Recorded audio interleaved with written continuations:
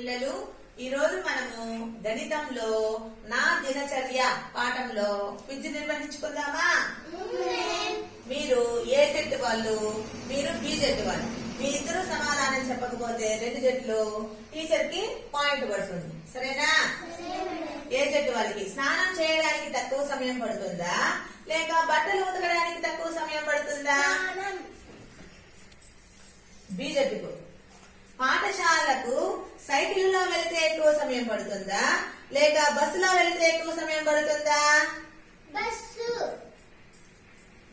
ఏ జట్టు వాళ్ళకి పాఠశాలకు ఎప్పుడు వెళతాం? ఉదయం. బి జట్టు వాళ్ళకి ఆటలు ఎప్పుడు ఆడుకుంటాం? సాయంత్రం. ఏ జట్టు వాళ్ళకి సోమవారం ముందు రోజు? ఆదివారం. బి జట్టు వాళ్ళకి గురువారం తర్వాత రోజు?